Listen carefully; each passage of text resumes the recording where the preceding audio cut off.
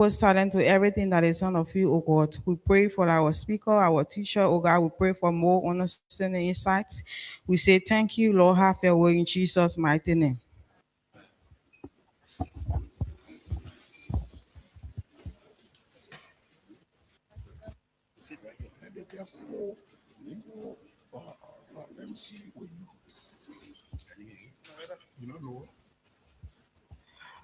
I would also like for you to put your hand together for my co announcer, Loretta. We had a great day here. Loretta, good morning. Good morning to all. And my name is Loretta Alethea Pope Kai, Executive Director for Sustain Earth and Equity Defenders. I'm happy to co-MC this celebration of International Day of Biological Diversity under the theme Acting Locally for Global Impact. So co-MC, MC, should I continue? Where are you? Where are you now? We just proceed from where we start from. We're right here now. Okay, so we just completed opening prayers. So we are now on welcome remark. I want to call on Dr. Boyka K. Robinson, Professor and Executive Director, FBC Center, University of Liberia, to give the welcome remarks. Thank you.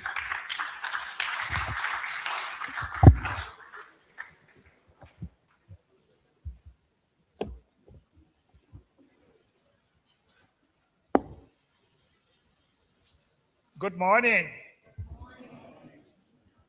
Let me say that again. Good morning. Good morning. Okay. My name is Dr. B.K. Robertson, the president of the University of Liberia, Dr. Mary, some of you call her Mary, but Dr. Lady Mapaya, she would have actually loved to be here at this occasion, but she have asked me to serve in her state. She, as you all may know, she has a very busy schedule, and so she could not be here today. So I'm asked to deputize, therefore, in her behalf. All right. Good morning again. Let me start with officials of government here, members of the diplomatic corps, distinguished guests,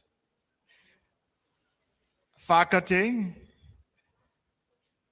researchers,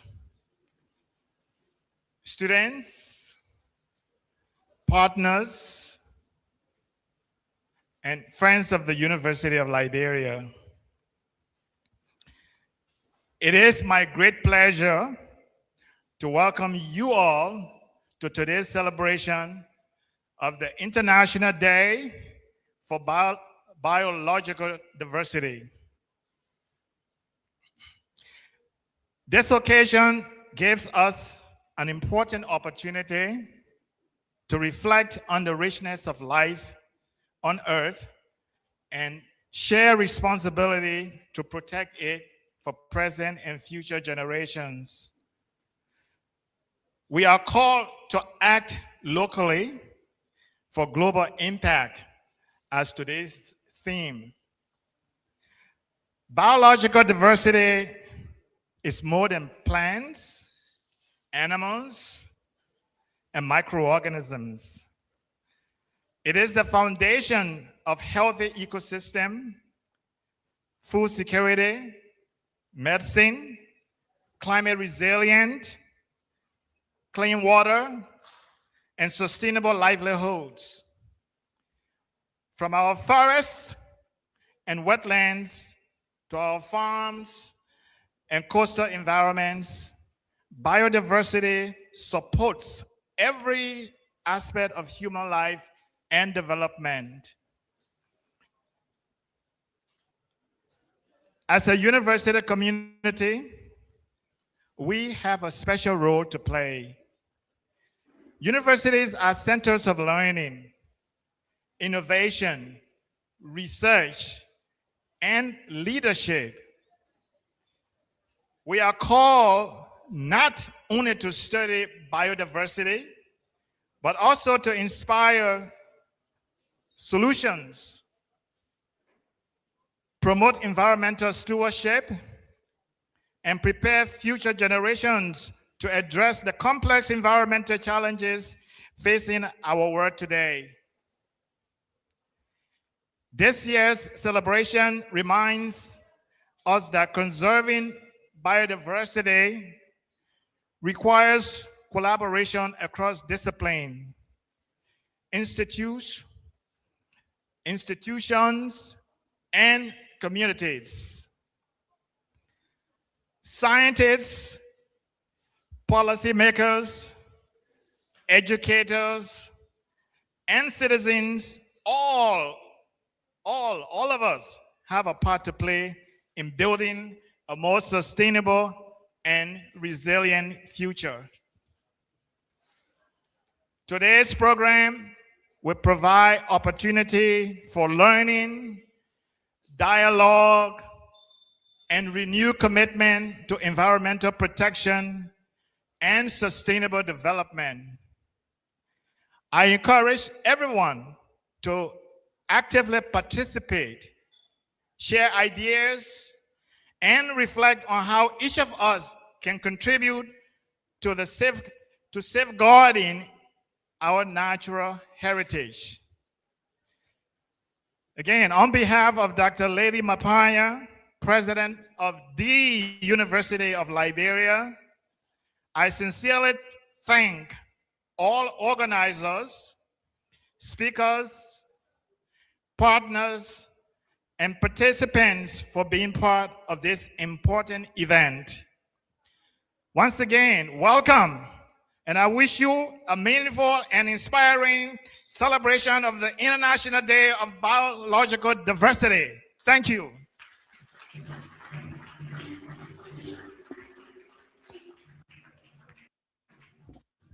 One important announcement. If you want to use the restroom, you can use the side of the place and go to the back. It's right at the back here. Please. Thank you.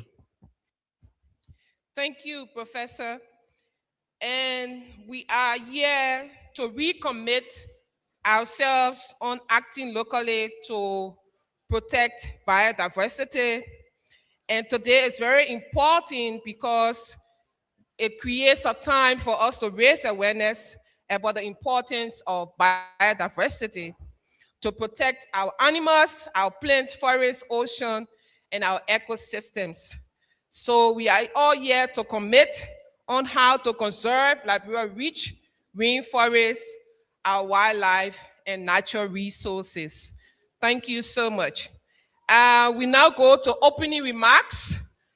We will start with Honorable Anthony S. Colley, Deputy Executive Director for Administration for the Environmental Protection Agency. Thank you, or his proceed. Thank you. Thank you.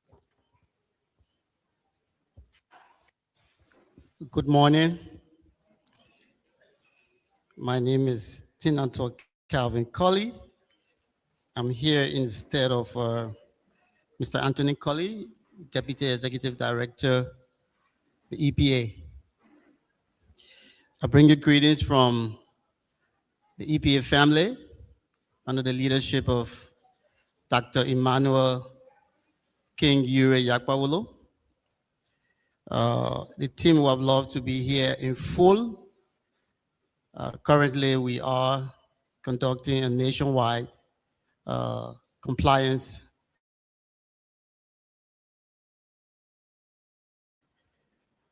but the EPA registers her commitment and the commitment of the government toward biodiversity. The theme of today's celebration, I'm sure, is carefully thought through as it considers local actions for international impact. That means a lot. From the perspective of the EPA, we are also concerned and want to do everything within our powers to ensure that together we can all guarantee that we have an ecosystem that we can all be proud of. It's been nearly 34 years since the convention was signed. 24 years today that Liberia as a country ratified the convention. That means a lot to us. It speaks to what we have done, what we are doing, and what we need to do to ensure that what was handed down to us from previous generations, that they are protected, conserved in a way that future generations can be proud of us in terms of the decisions we make. In that case, local actions require critical decisions. Decisions from a policy perspective, decisions from our individual choices that we make. When we make our choices, we need to reflect on the life support system, ensuring that we continuously boast of our rich biodiversity. We need to reflect and consider the decisions and the choices that we make. We all are proud, or we pride ourselves as Liberians, that we have over 40% of the remaining Upper Guinea forest. I must say at this point in time that we need to reflect on that to see whether we can still pride ourselves as possessing such a rich forest resource. Because recent data coming out of the forest sector suggests that we need to do more. We are faced with challenges of degradation, forest degradation.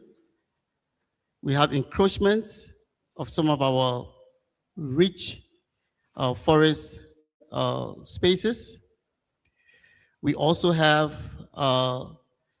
degradation from mining-related activities that call for action, not only from a policy perspective, but also from the local choices that we make in terms of our livelihood support. So it is important for us as we celebrate, let's reflect so that posterity will judge us, but in a positive way. What we boast of today was handed down to us, and we are on an obligation to hand it down to the next generation, keep it intact, and even enhance it. With those, my hope is that when we reflect on today's theme, we can celebrate, but then also ensure that we make very good choices so that tomorrow we can boast of a very rich biodiversity. With that, we want to thank you. We also want to encourage you as we all celebrate. Let's reflect on what we have to protect and what we have to hand down to our generation. Thank you so much, and I wish you a wonderful celebration.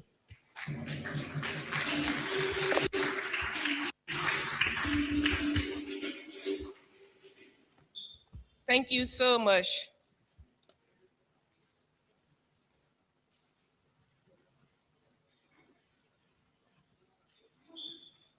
So we now move on to, we stay giving remarks. We have FDA, the Forestry Development Authority, and The authority will be represented by Honorable Nora G. Burrell. She's the Deputy Managing Director for Community Conservation and Carbon. Do we have a representation? Okay.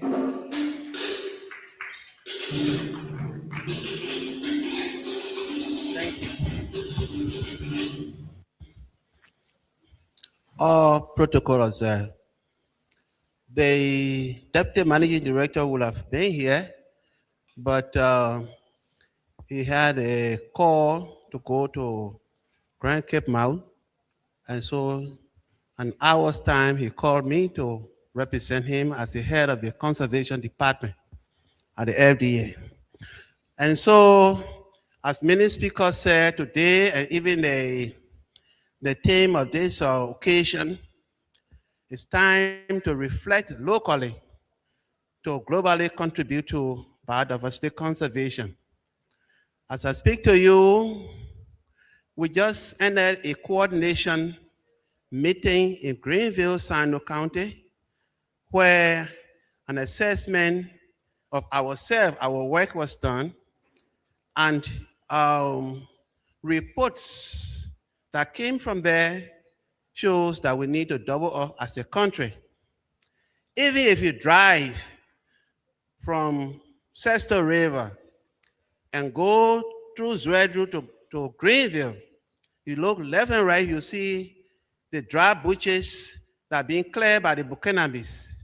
And the L2ROC bus was there, and the assessment report shows that only in Grand Jide County, we have 80,000 plus Bukinabis.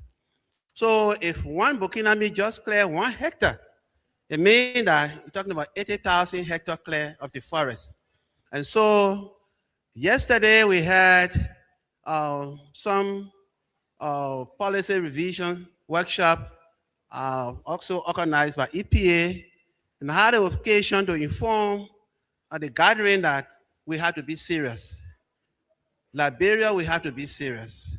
If you travel, if you see the rivers, they are all brown, and the destruction is being caused by, facilitated by Liberians, but mainly by people who come from other countries. So I'm not too sure that we can justify this by livelihood. It's just that being able to manage what we have. And so we'd like to call on policymakers, even the government, and the county superintendents to act. As said by my managing director, that the county superintendents in the Southeast, there is time to act. You've been doing something, but you need to act. And so we want to thank you for inviting us. Right now, the FDA, we're doing our part, though I wouldn't say without budget, but with our limited budget to conservation programs, we should have come from 10% of the conservation fees, referencing the National Forestry Reform Law of 2006. But we are trying. Right now, people are going to the field to gazette community engagement that will lead to the gazettement of Winnie-Gisi, and others are also on their way. LLA people are ahead of us, and we are about to gazette the Kwa. And so we're making our effort, but collectively, locally, through the superintendent's offices, we need to do more. Because we can't sit there and see Bukinabes trooping in communities on the guise of customary land and cutting the forest, and nobody is acting. You can't go to foreign country and do that. Why Liberia? Thank you.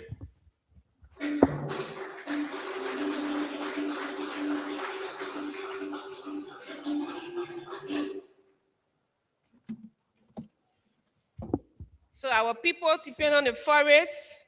We should not destroy the forest. We need to protect our rich cultural heritage.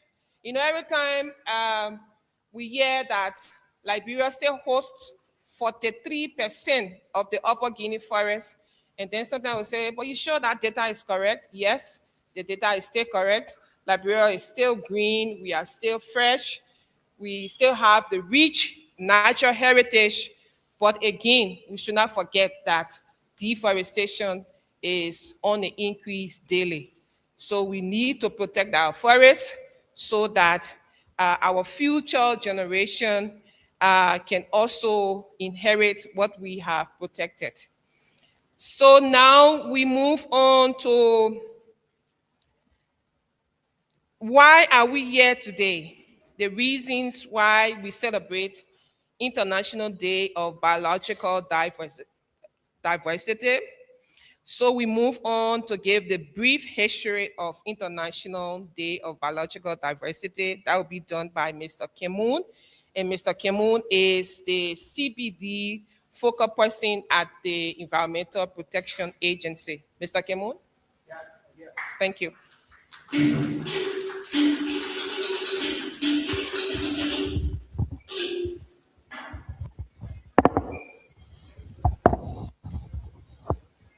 Thank you so much. Distinguished guests, member of the full state. I'll be very brief.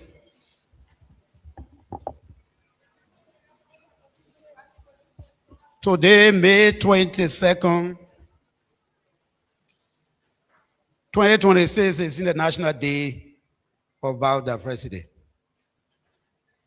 The United Nations proclaimed this day on May 22nd to be celebrated as International Day for Biodiversity, to increase understanding and awareness of the issue of biodiversity. This decision was made by the Second Committee of the UN General Assembly on December 29, 1993, and were marked at the date of entry into force of the Convention on Biological Diversity. You are aware that the Convention on Biological Diversity was adopted as the first of the three Rio Conventions: Convention on Biodiversity, Convention on Desertification, and the Convention on Climate Change, the three Rio systems. This day was therefore designated by the UN as International Day for Biodiversity. What the purpose? To provide information and education to global stakeholders, local, national, and regional ones as well, so that people can understand the importance of biodiversity and the crucial role in the life of the world.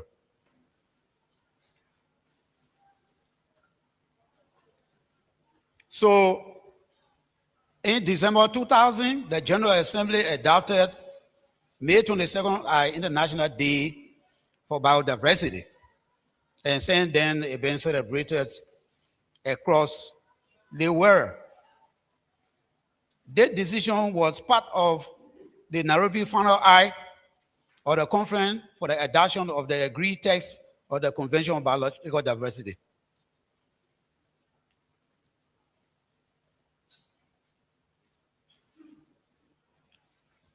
This year's celebration, as previous speaker had already said,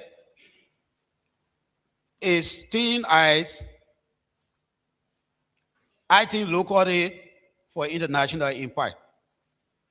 For all we within the mainstream of the Convention about Biological Diversity, we see it as a clever and the right decision by the United Nations, given the adoption of the Kunming-Montreal Protocol in December 2023.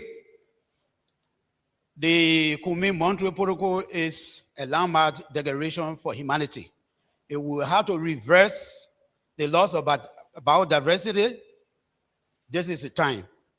The time is so urgent, and we must act now. And we only have 2026 to 2030. I expect the finding of the Intergovernmental Panel on Biodiversity and Ecosystem to reverse biodiversity loss by 2030.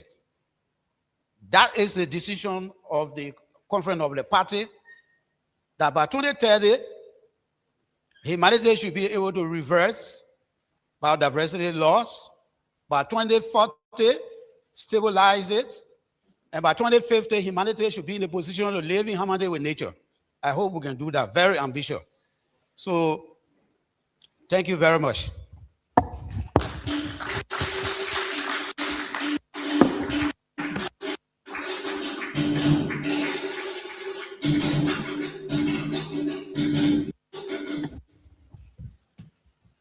Thank you, Mr. Kemun.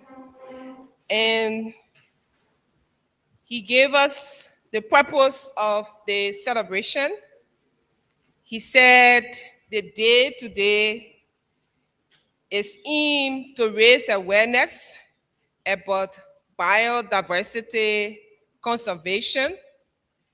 We are to ensure sustainable use of natural resources, protect environmental education, and inspire our government and communities to protect the ecosystem.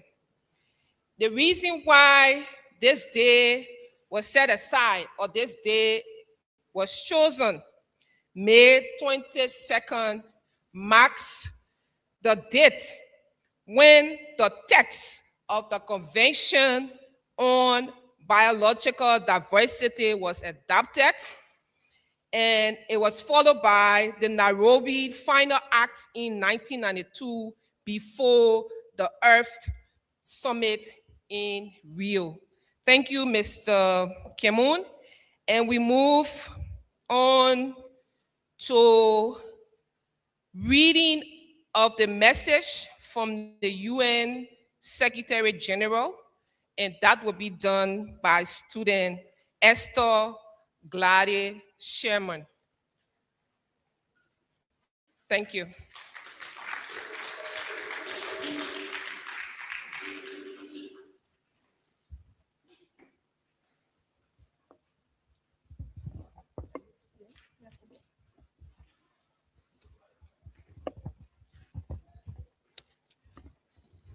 Good morning, everyone. United Nations, Nation Unites, the Secretary General message for the International Day of Biological Diversity under the theme, Acting Locally for Global Impact, the 22nd of May, 2026. Biodiversity is the living world that sustains humanity. Yet, climate chaos, pollution, and the relentless exploitation of land, oceans, and fresh water are pushing the natural world towards breakdown, with devastating consequences of the people, livelihoods, and sustainable development. The Kunming-Montreal Global Biodiversity Framework shows the way forward. But we must speak out the face with ambition and accountability. Government must lead by accelerating implementation, mobilizing finance, and closing capacity gaps that hold back progress. But as this year theme reminds us, success depends on action far beyond national capitals. Indigenous people and local communities, women and young people, academia, businesses, cities, and region all have a vital role to protecting and restoring nature. The United Nations is supporting member states through inclusive, science-based action, updating natural biodiversity strategies, expanding protected areas, restoring ecosystems, and integrating nature into sustainable development planning and climate action. On this International Day for Biological Diversity, let us not champion those acting locally for global impact. and work together to halt and reverse biodiversity loss. So people and nature.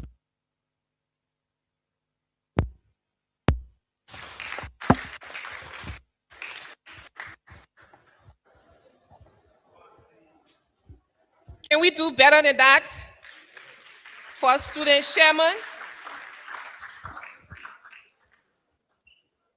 the message was clear, and she concluded with the Secretary General message saying that on this day of International Day of Biological Diversity, let us champion those acting locally for global impact and work together to halt and reverse biodiversity loss so people and nature flourish together.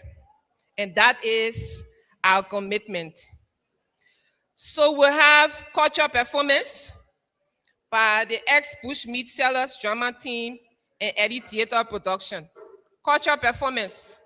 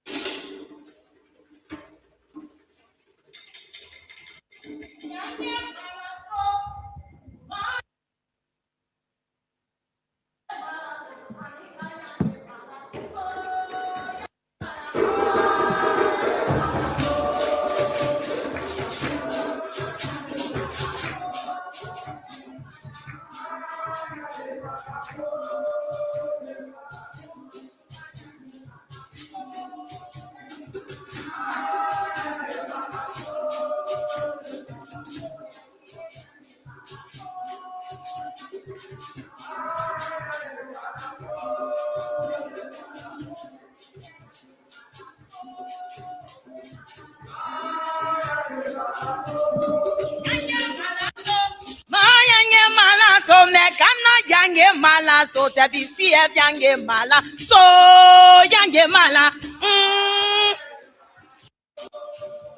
Apo FDA yange mala so yange mala Hampo anika yange mala so yange mala Yange mala so ma yange mala so mekana yange mala so EPA yange mala so yange mala.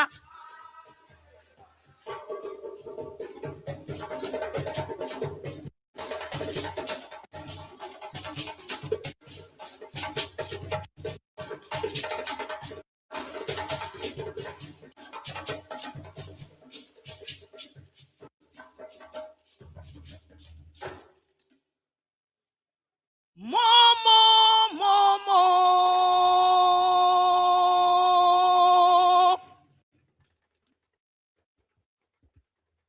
Ah, momo.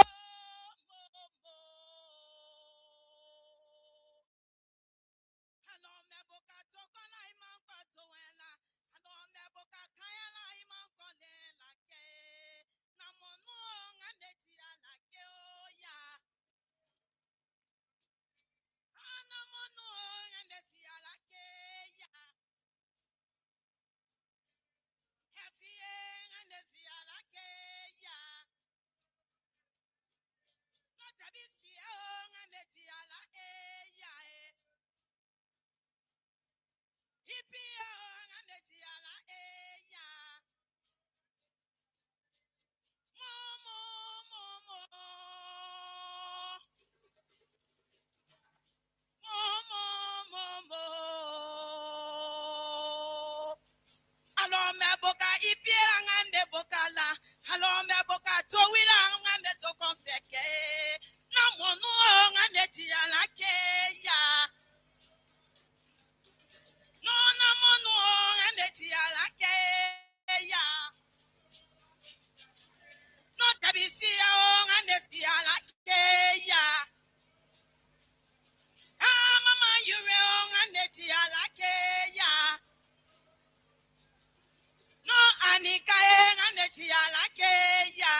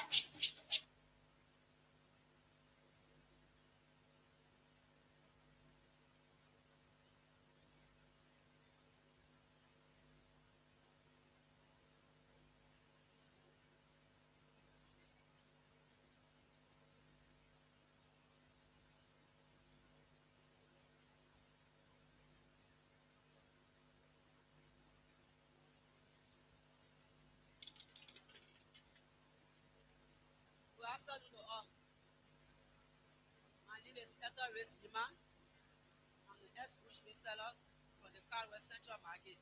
And now we are commonly known as the Bosco. You see the reason why we left the bushmeat? We left the animal because the animals are very important to us in Liberia. The WCF and FDA went to us in the market and they talked to us. They had a workshop with us. And we attended the workshop and we got to know the importance. First, we did not know, we were ignorant to it. We did not know the importance of our animal. But since White Chimpanzee Foundation talked to us and they encouraged us about the sale of the animal, the use of it, why we should use the selling of the bushmeat. So I come to tell you what was few animals that we learned about the reason why we left the bushmeat sale. You see the chimpanzee, they are just like we the human being. After we went there, we saw the picture. They see what we can throw our babies for 9 months. Chimpanzee can throw them pregnancy for 8 to 9 months to give birth. They see what we can breastfeed. They can breastfeed their babies. They see we have 10 fingers, 10 toes. They have all these things. So after that, we knew that the animal chimpanzee can only born one time, one baby, and it takes very long time before they can born another baby. when you carry that bring just say it is to better where you going with baby. Suppose the hunter go and shoot. And the only thing we have for our country. The animal for the tourists to come in our country to see for them to look at it at least it will benefit that period. But one person benefit is wrong. One person cannot benefit. So we look at it for a long time. I decided to eat the animal. Since on the breast, especially bigger tata, now the animal the four that have four there. Whereas also bigger tatas, they very beautiful breasts in the forest. These breasts are very attractive to tourists. And they have the same kind of resistance of us. They see who can build our homes with what? Can use them not to build us. Bigger tatas too, they are very sensitive. Then they said too, they can build their home with what on the surfaces of the rock. And they see where they care for our children, and they see where the husband do care. While the baby, the mother is spending now on the egg, the husband can go and find food for her to feed her until she can born, until she hatches her egg. After she hatches, they go for them with animal babies until they grow enough to get on their own. And bigger tatas are very jealous animal too. They now they are what men in that girl, they want 3, 4, 5 wives. Bigger tatas are one man, one woman. One man to it, so she's jealous over her husband, and the husband too is also jealous over her. So for that reason, they are very jealous over one another. And these boys, they are easy, but they don't like boys. Due to the lucky, the money, it made them a friend. Some of them start running away to different countries. So it's wrong. So the Bible want to stop the bush missile. And it is illegal. Government have passed the law that all the animals are protected by law. Majority of the animals, they're not talking about what they call it, baboon. They're not talking about small animal like raccoon. But baboon is protected by law. Elephant is protected by law. Even pangolin is, we call it the forest protector. Because pangolin, when you're in the forest, they can kill all the ants. They eat all the ants from the forest so that the forest can be destroyed. And even in our home, they will help for the termites there. They work up will not spoil the roof of the home. So pangolin is important. And some of the animals they can only be found in Liberia. They are not found in different countries. So if we kill all the animals, there will be nothing left in the forest for our future generation. The new children that are coming all they only see the animal in the book. To learn to say elephant, but they not see the live one. So for that reason, we want to try to leave the hunting of the animal. So we are talking to our fellow market women to come and be like us. We are here to help them. So if we all cannot leave the sale of bush meat, it will be better.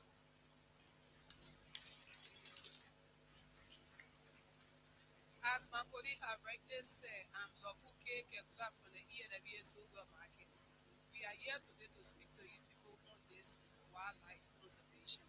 That is our animals and our forest. Our forest is important in our bush, and we can get fresh air from there. We can get medication, we can get food, and other important things in the forest. And our forests are maintained by our animals in the bush. Those animals that you see in the bush are doing something that you and myself are not capable of doing. That is the replanting of our forest. How many Liberians here do replant the forest in the way they hire you, government hire you, or even individual institution hire you to go and replant our forest? That is no. Other countries do it artificial forest, but Liberia, we are blessed. We have natural forest, and they want the international community in need of this natural forest that we have. My people, let us protect our home. If you got a horse and you do not take care of that home, nobody else will leave their own and can't take care of your own. The forest and the wildlife we have in our forest is our inheritance. If we do not take care of it, no other NGO can come from anywhere and do what they can do more than you and myself. We are the key point. We are the one that's supposed to take on the responsibility. This is not FDA business. This is not WCF. This is not NCSL. This is not even the environmental agency place to just do it. It is individual business. We should take the message out in our community, in our neighborhood, even in schools. We should educate our police about the importance of our wildlife and our forest. Ladies and gentlemen, our hair is about to climax. Hello, I'm Comfort Wild Davis from the Red Light Market. I was once a bushmeat seller, but now I'm one of the advocates for conservation. We come to you as a Ibusco, as bushmeat seller for conservation. We come to you through FDA and Wild Chimpanzee Foundation, the training that they gave unto us. And we are also passing it on to our colleagues that are still in the market and other people in the community that know the law, but sometimes they didn't know the law. We come here to speak to you today for us to keep our own. The forest, everything within the forest is our inheritance as a Liberian. We have to take care of the forest and everything within it. The animals they are there, they are very important. If we eat all, because many people say if we go create the awareness around, they say our forefathers been eating, our old people been eating it, that our culture. Yeah, it is true. But our people were eating it and keeping some for us. They never took it in truck and bring it in. One of the witnesses, when one man bringing meat in the town here, one man bringing about 2 to 3 Kenya, and within those Kenya you can find about 200 barrel of meat from one person. Our people way back, they were not doing it, but we are doing it because we want to spoil the forest. We want to damage the animals. So we should stop doing it. And you and myself as a marketeers, if we stop selling it, the hunter will not get no customer. Then the hunter too will stop. So we come to you today, you as a Liberian. Wildlife is our business. And for us, we not take care of our own. We as a Liberian, and we come to the government. You the government, you are our backbone. You have passed this into law. And we, the marketeers that found ourselves in the illegal business, we have left it. And we're talking to our friends. You people too should be our guard there. We shouldn't be talking. We're just talking to the people. But then we found other people, they're still there and selling the market. And nothing is doing to them. You people got to enforce the law. That is the business of the government. You pass it into law, you got to enforce the law. Make sure to enforce the law. We are there talking, but there's an enforcer. We are not responsible to enforce the law. And the partner, they are there. And with the Ibusco, we still asking for more partner to help us.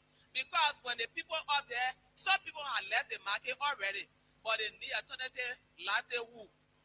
They leave the market, some are sitting home. Why? Because they don't have money. They still up the bushmeat, you don't have to have money to get into the business. You can get into the business, somebody will go and stand for you. You take the market, you sell, and then you give the money back. So if I'm talking to this lady to leave the market, and the lady agree, what the alternative livelihood that we finding for those people? There's where the government has to come in to talk to the partner. We shouldn't just sit. Sometimes when we're on the field talking, we find some of the government people, they will say, they think that sweet in palm butter. They can break some of us down. So we need to stand. That is our home. This is the business of the Liberian. So thank you.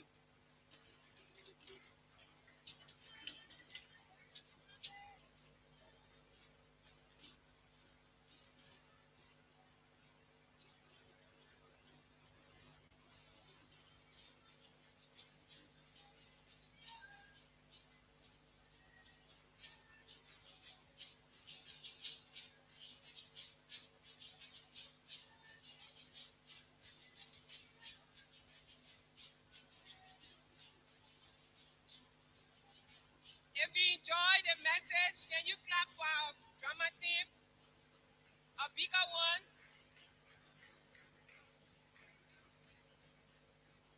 Bush meat sellers turn to advocates for conservation. And that is strictly related to our team acting locally for global impact. We cannot keep killing our animals and completely on animals and human conflicts. We are destroying their homes, so they are leaving their homes and coming to our homes for safety. know the story in the western region where animals came into the communities and were destroying the farms. We need to have the message why humans and animals should coexist. And they gave you the clear characteristics of humans and animals. So thank you so much. The message was clear, direct, and straight to the point.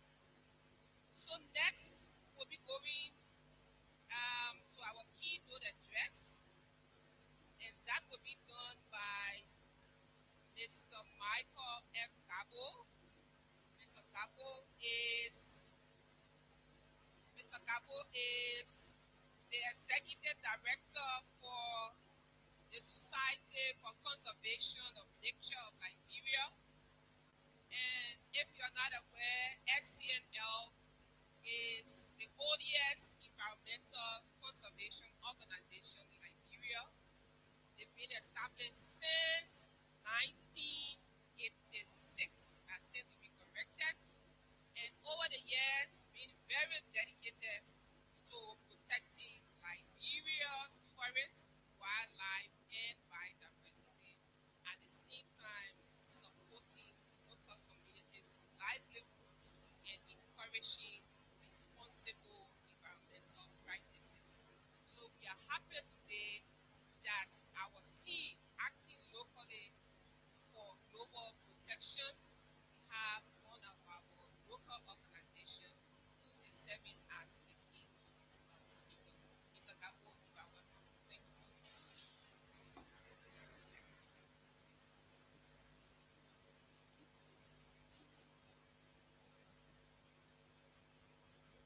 Good afternoon.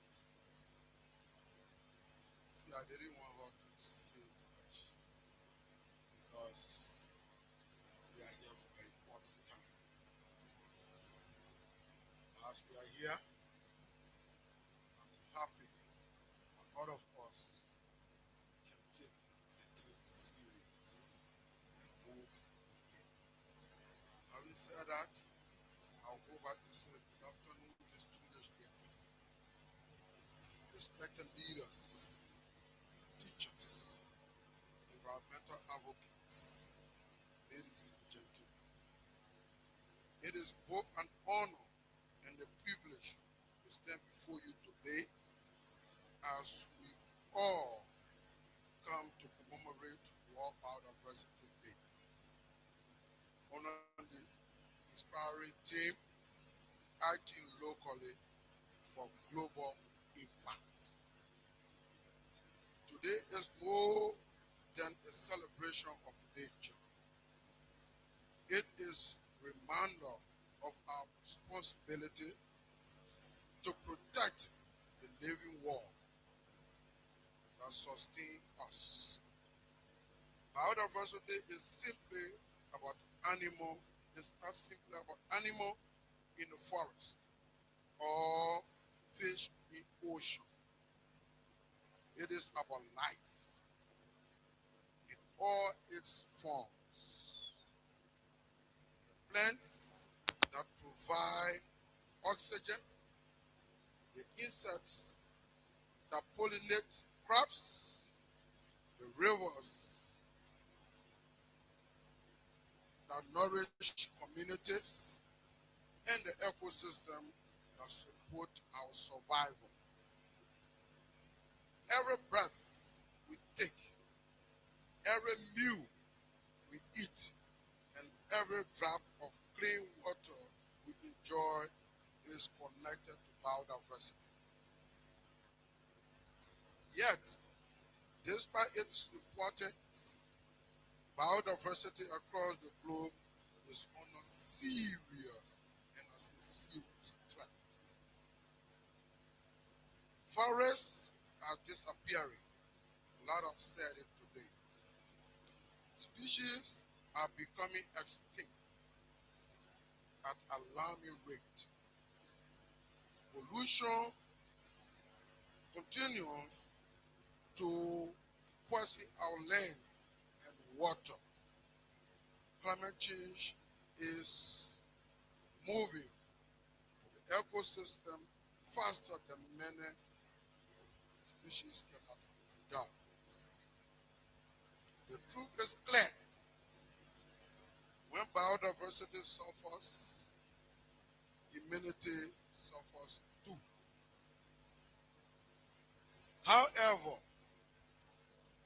while these challenges are global, the solution often begin locally. That is why this year's theme, Acting Locally for Global Impact, is a powerful, and I say powerful one for us. It reminds us that meaningful managing the global challenges does not only come from international conferences or government policies or even politicians as the may term it. It begins in our homes, schools, communities, farms, markets, as we saw the market women here today. So it is touching everyone, and even in our workplaces. Every local action matters.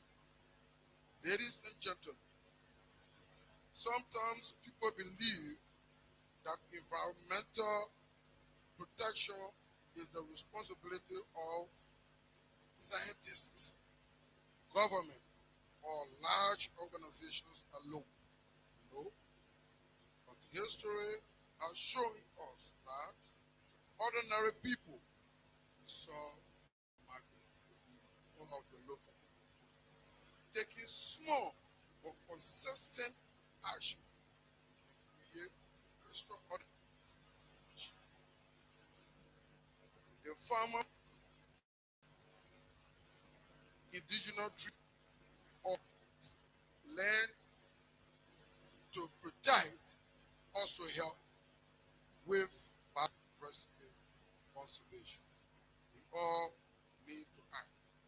A student who plants a tree helps restore ecosystem. A community that stops dumping waste in the rivers protect marine lives. A family that reduces plastic use help prevent pollution in oceans through our country. The action may appear small. Individual may come to say we are taking it individually, but collectively, it is a big one. So let us act one by one, putting this together. Together, they create a powerful global act that the team have given us today. Biodiversity is deeply connected to our culture, economic, and daily lives in many communities. Traditional knowledge is also important. They help provide us with ideas how we move about our ecosystem protection. Generations will come. The educational practice of sustainable farming, water conservation, and forest management demonstrate the human and nature can go in harmony. Unfortunately, modernization has sometimes led us to forget that valuable lessons taught us. We often consume more than we need, waste resources carelessly, and prioritize short-term convention over long-term sustainability.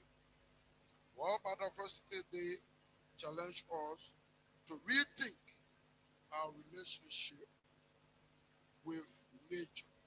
We must ask ourselves, how do our daily choices affect the environment? What kind of planet are we living for the future generation? Are we protecting nature or are we contributing to its destruction? Distinguished guests, protecting biodiversity is not only an environmental issue, it is also an economic and social issue. Milestones of people around the world depends on directly on biodiversity for their livelihood. Farmers rely on healthy soil and plants to come about so that they are able to get their livelihood. Fishermen depends on clean, balanced marine ecosystem that they are able to bring about fish. Medical researchers continue to discover life-saving medicine from plants and microorganisms from in our natural world. When biodiversity declines, food security weakens, health risks increase, economic suffer. This is why conservation is not a luxury, it is a necessity.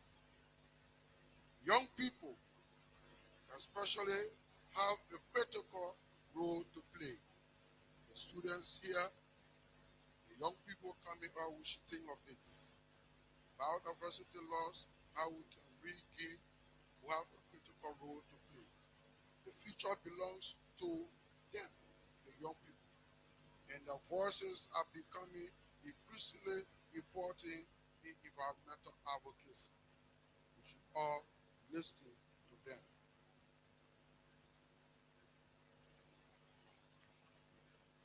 Across the world, young leaders are raising awareness about climate change, wildlife protection, renewable energy, and sustainable living. To the youth listening today in this room and far abroad, never underestimate your influence. Your generation has the creativity, energy, and the innovation needed to build a new and future generation with the use of biodiversity in its right perspective. Use your talent wisely. Speak up for nature. Participate in community cleanups. Start environmental clubs. Educate others through social media. Support sustainable businesses. Most importantly, lead by example. Change begins with individuals who choose to care. Ladies and gentlemen, governments and institutions also have an important responsibility. Strong environmental laws, sustainable development, policies, protected area establishment, and investment in renewable energy are essential for preserving biodiversity. But policies alone are not enough without community participation. Real transformation happens when government, business, people, school, religious leaders, institutions, citizens work together with a shared vision. Collaboration is the key to lasting environmental progress. We must also recognize biodiversity, conservation, and climate action go hand in hand. Forests absorb carbon dioxide. Wetlands reduce flooding. Mangroves protect coastal communities from storms. Healthy ecosystems are among our strongest defense against climate change. By protecting biodiversity, we are also protecting ourselves.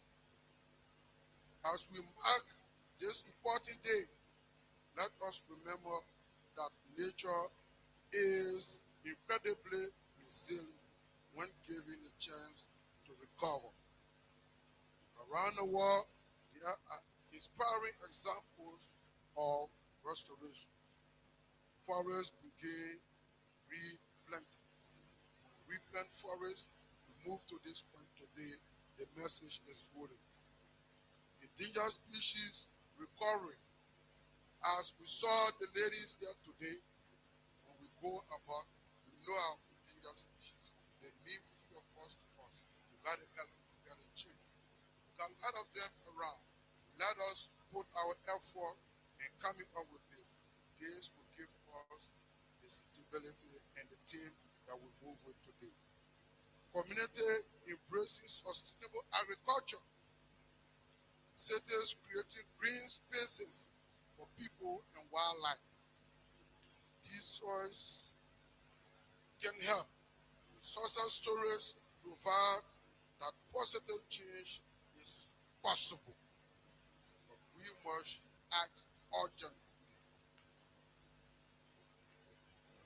Most importantly, let us move from awareness to action. Because biodiversity is not someone else's responsibility, it's our shared responsibility. Before I conclude, allow me to leave you with these thoughts.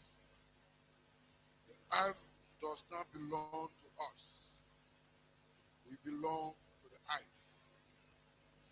Nature has always cared for humanity. Now it is humanity's turn to care for nature. If every community acts locally with dedication and purpose, the collective impact across the globe will be extraordinary. Together, we can preserve the richness of our biodiversity in Liberia and the world at large. Together, we can build a sustainable future.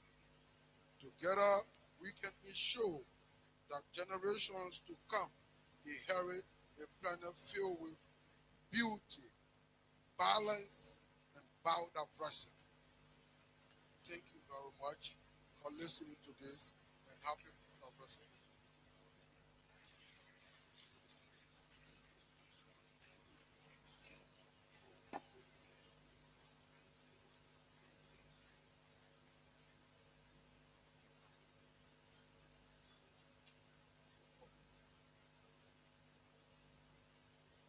That was so powerful. Together, we can preserve biodiversity. Let us work together with shared vision, remembering that nature is us and we are nature. To secure the future of conservation, he spoke clean and he spoke to our youthful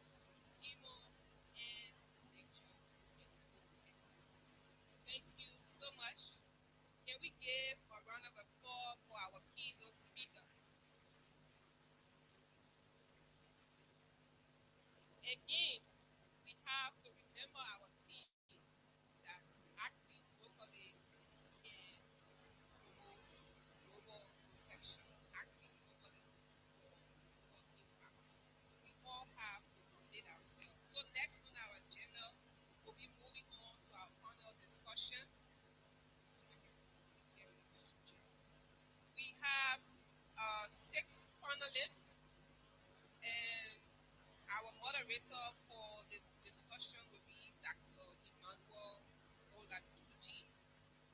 We will call out on our panelists.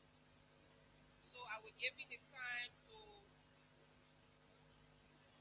yes, he will introduce his panelists, but I will call out on the panelists. We have Mr. Peter W. Yeswa.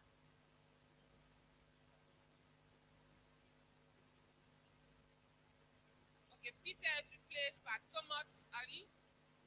Is Thomas here? Okay, so next is Councillor Benu Poto, focal person for wildlife crime, Ministry of Justice. Yes, can you come up? Can we keep clapping for our panelists?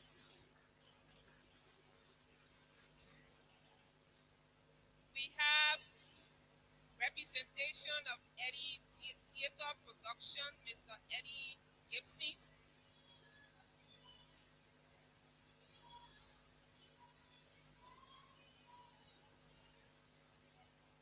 And next is Mistress Lopu Kekula, ex-bushmeat sellers for conservation.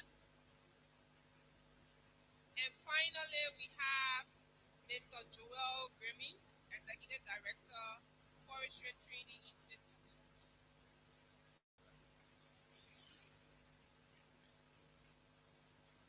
So even though we have 5 minutes for each, but I think we can reduce it now to 3 minutes because we don't have time. So we're turning this section over to the moderator, and then you might be helping you with time. Thank you very much.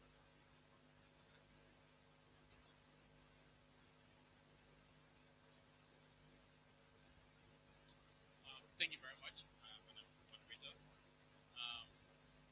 So without wasting time, I'd like to give, let's say, where we are as a country.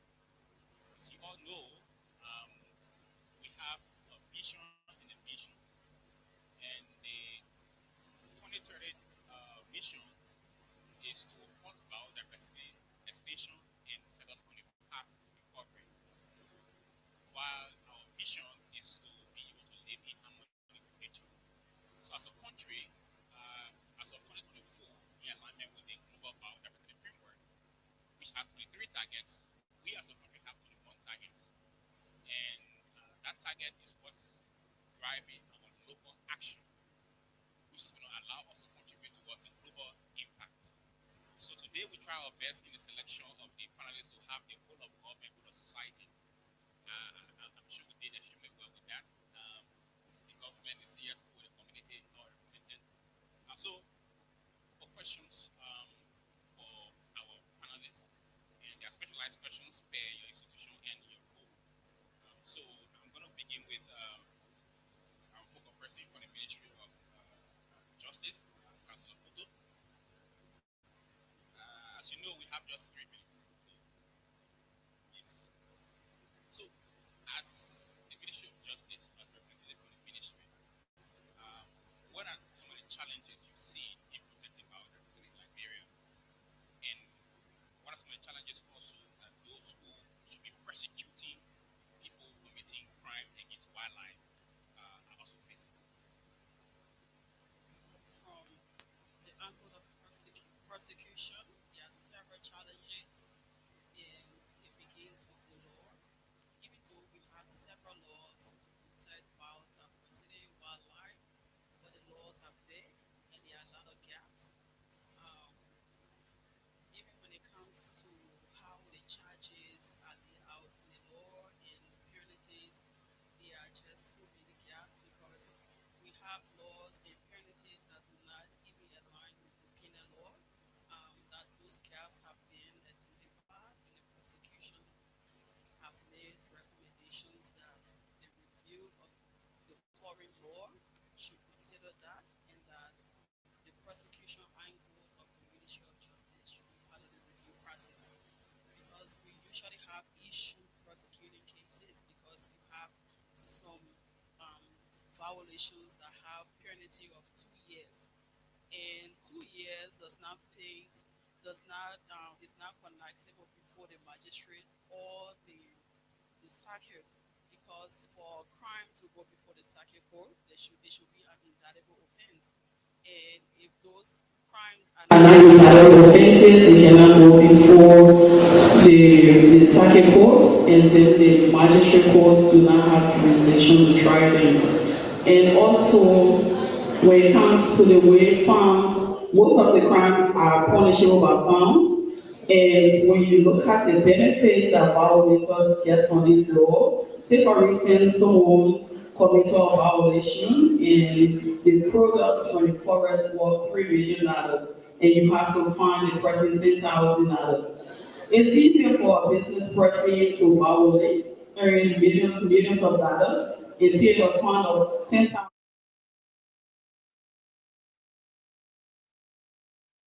To ensure that there is no gap and we don't have vagueness in the law. And also when it comes to logistics, we have logistical issues. We have both financial, material.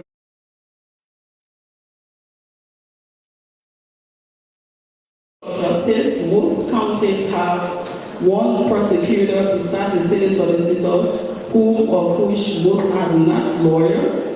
They are just there to help with minor offenses. But for the office of the county attorney, usually we have one. And even as the focal person, I'm the only person who is dedicated to perform that task. And when it comes to the rangers, they also are incapacitated. Because while crimes are committed in remote areas, they are committed in forests, where our rangers do not have adequate communication tools, they do not have vehicles to move around into those remote areas.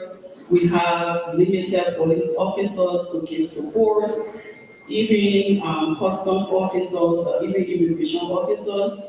They are not readily available in remote areas. And now, when it comes to wildlife crimes, there are several other aspects.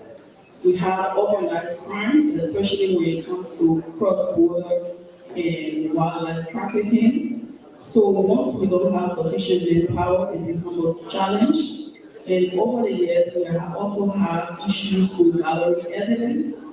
But recently, the task force and our partners, FTA, we have developed the wildlife tracking system now that have instructions and also guidance on how officers in the field will gather evidence and make reports on how investigations are conducted. So there are just too many challenges if we start with labeling. Thank you very much, Councillor. So we have lots to look out for: vague laws, gap, lack of alignment, review of the law, fines does not correspond with the offense, manpower, capacity. That's a lot, and I'm glad our partners in the government also are in the audience and listening to the challenges.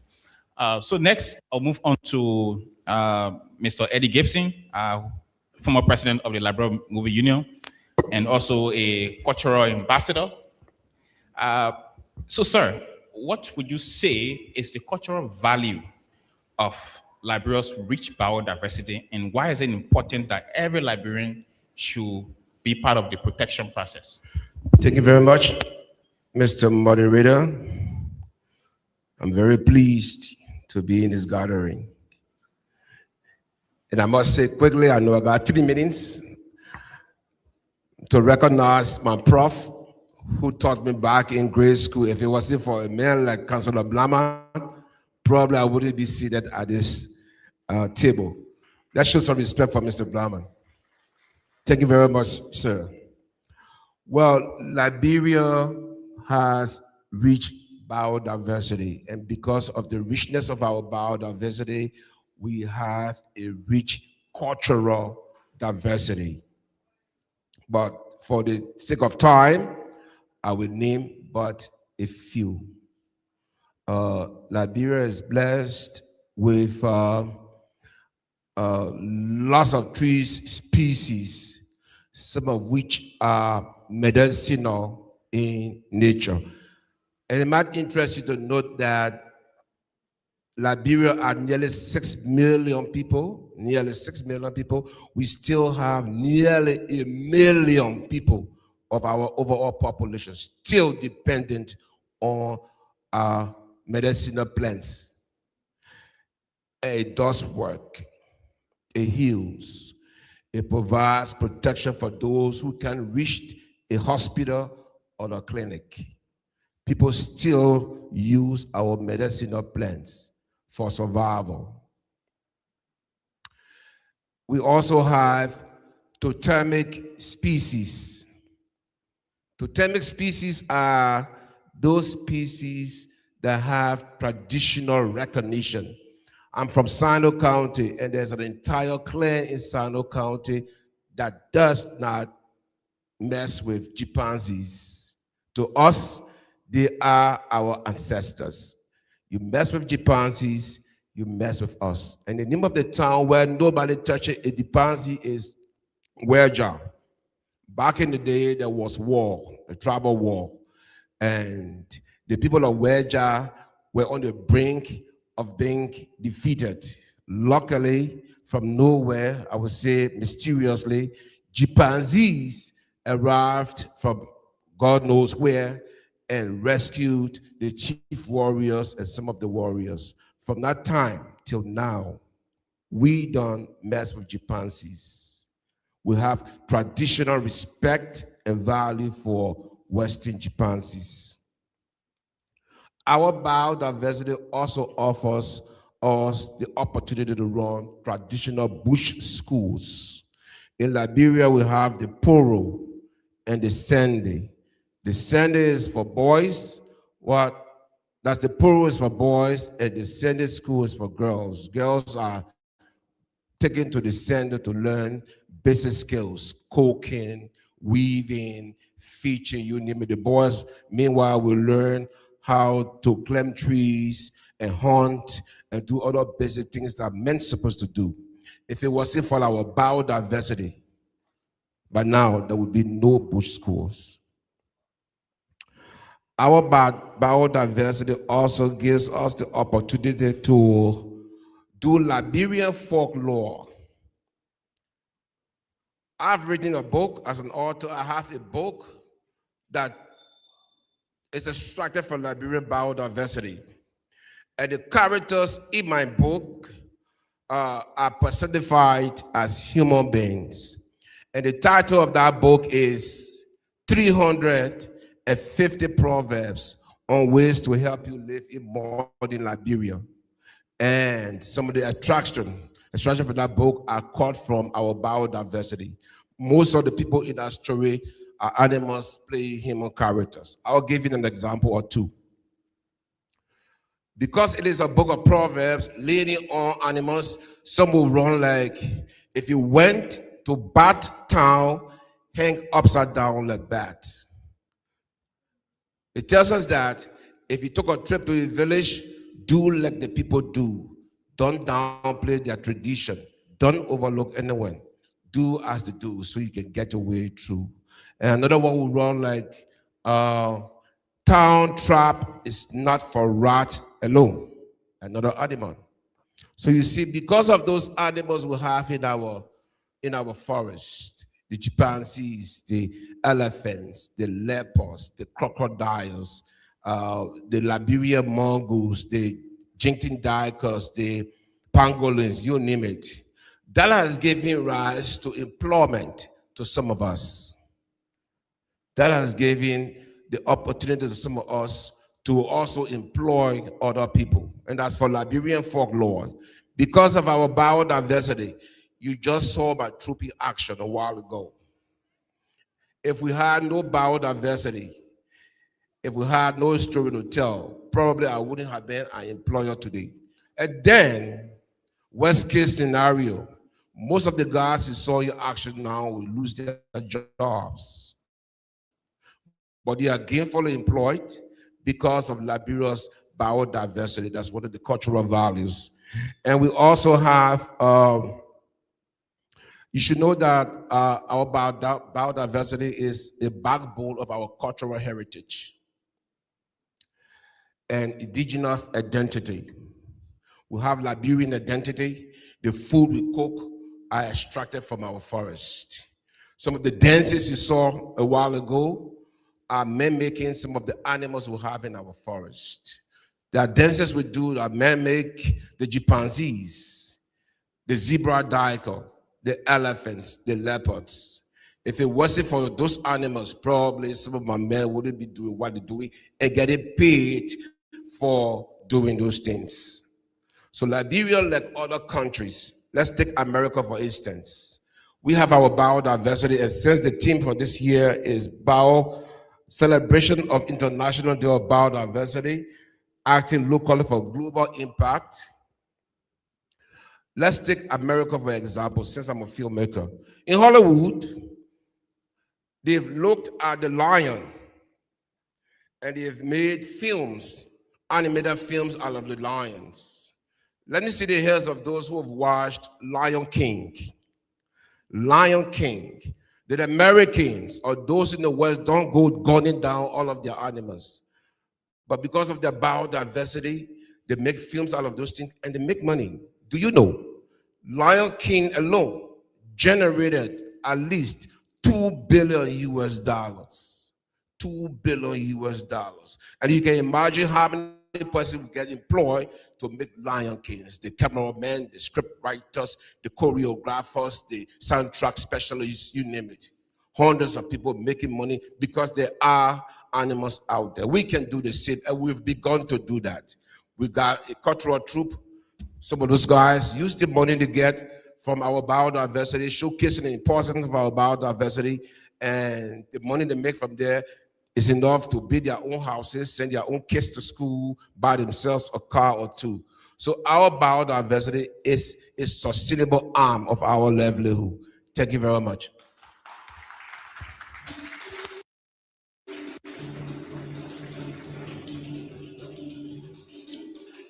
Thank you very much, Mr. Gibson, for that.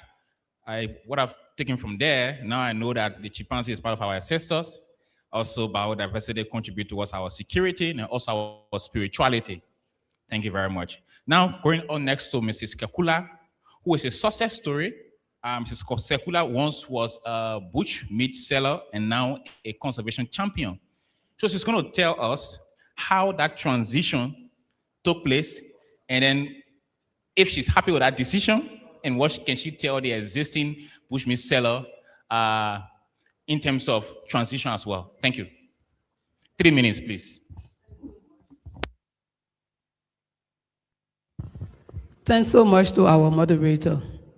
First of all, before I can begin with, I will want to extend my thanks and appreciation to the WCF family and that of the FDA that make themselves available to come in our neighborhood, our various market sector to recruit us. It was because of the step that they took today brought a change in our life. And WCF making themselves available to teach us what we have learned, that today we can pass it on to other people. The change in my life. I was trading bushmeat because of condition. I was breaking rock. Imagine woman bossing rock. Until one of my friends came, she saw me, she said, Lopu, your condition is bad. Why waste your time breaking rock and selling bushmeat got profit and you need no capital, just recommendation. So I said, but there's nobody to recommend me. If you can do it, it will be an opportunity for me. And that's how I found myself in it. All those women up there, you will see they got different story, like was mine. And then we went for the first time. She recommended me. They gave me a try. And when I came, it was a little bit rewarding, though it was not many. And then because of the sweetness, I went back. And when I came, it was so great because it enabled me to send my children at the time to school. But it was not that we were not hearing on air, you shouldn't say bushmeat, you shouldn't trade bushmeat. It was because of condition. And then one day we went, I got the maid coming, FDA caught me on the gate, and they burned it right before me. And this time around, I went borrowing money from people, added to what I had, and put it into this business. So it became a problem for me. And that problem led me to the decision today. When FDA and WCF came in the marketplace, creating awareness towards our wildlife and our species, 3 species that we have, and some of us begin to battle the caution. People been setting it, while we can't set it. When we leave it, well, you have to give us. Any caution you think on, we give to them. But one thing, they were very calm. They told us, the reason we're telling you we want to invite you for a workshop, and we went, they make it expensive. That is, they show us photographs.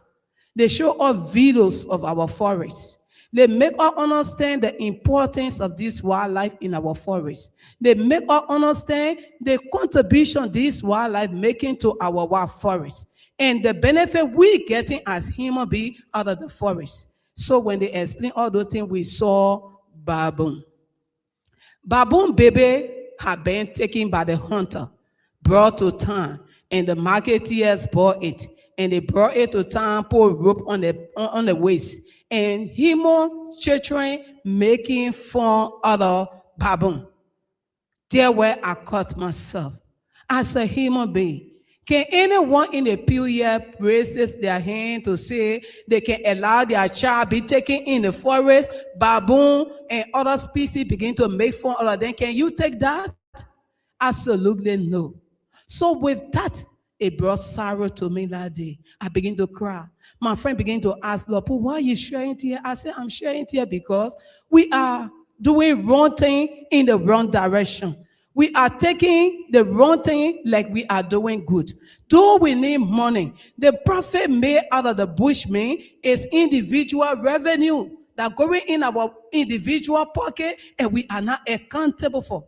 But if we leave those wildlife in the bush, tourists come, other people come, we all can benefit. So that's the reason that brought a change. Change is not just made just for making sake, but it's depend on 11-letter words. And you see the women out there today, it is that 11-letter words that cause the change today in our life. That is waiting. How many Liberians are waiting to carry out the conservation messages? How many Liberians are waiting to educate your neighbors in the community that are not informed about our wildlife and the threat to them, the overhunting and the damage it causing us as future embarrassment? How many of us? There's a need, there's a call to action. As our speaker regularly said, if there's anything for us to do is to take quick action. We, the IBOSCO, the ex-Bushman Settler Conservation say, we are ready for that action. We are calling on the government, other donors, other partners to support us because we have left this business. It is our responsibility now to take this thing to the higher pew, to the ultimate part of Liberia, so that people can be informed. Those that are not informed, that they can be informed in order to bring the change that is desired for our country. Ladies and gentlemen, thank you. Thank you very much, Mrs. Kakula. She's very convinced, so I'll just move on to the next. Thank you for the conviction, and hopefully we have more success stories like this. Next to Mrs. Kakula is the last speaker. This is the Executive Director of the FTR, Mr. Joel Gamis. Mr. Gamis, Executive Director, knowing that for our setting, the mindset about academia is about granting degrees and then training and just giving degrees and graduation. What or how can you describe the contribution that academia needs to make in terms of protecting Liberia's rich biodiversity, apart from just graduating students and granting degrees and just continuing the cycle? Thank you. Thank you, Dr. Olatunji. This is about sharing with you what we are doing in academia. Academia is not just about grant, rather is about preparing the young ones.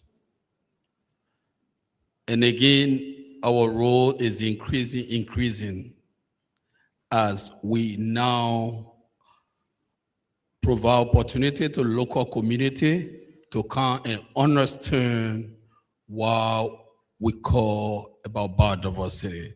Of recent, we need to recognize the effort of EU through WCF when FTI was granted opportunity to train community people on a project called ProBio. Those are examples that we need to remember. I mean, academia is about education. You who talk about education, talk about awareness, talk about information sharing, talk about preparing those who are in need. For schools, learning institutions, universities, they take over preparation that have been made from great schools. So to strengthen the role of higher learning institutions, definitely we need to look at our national curriculum to see how best biodiversity can be considered from the beginning. Before reaching to higher learning institution, the student already have an idea of what it means. So in this, what would make it very interesting, it has to do with promoting activities like expeditions, activities like experiential learning, which will enable taking students from the classroom to take them to the field to understand what is the reality of what has been taught in the classroom. We have NGOs who had the opportunity of talking directly with donors. At this point, today is the day to now encourage them that whenever you are designing your project, remember that academia play a greater role into what you're doing, because research activity is the one that lets you understand what are the problems. Knowing the problem, now you go to solve it. So promoting research, this can be carried out by learning institutions. If information are gathered about the problem you have when it comes to biodiversity conservation, definitely international NGO will understand. If you go to Sapo National Park, you know that on the book we have a lot of animals that exist there. Some of them are threatened, some of them are least concerned according to the way the book people have categorized the various animals. I remember when she said that some of the animals, FDA does not even want to see it, but some of them are not threatened. But then there are some areas that it is threatened or not, you should not even touch it, like national park. So we need to talk about knowing animals and where they live, their habitat. Those are concerns to be addressed by academia.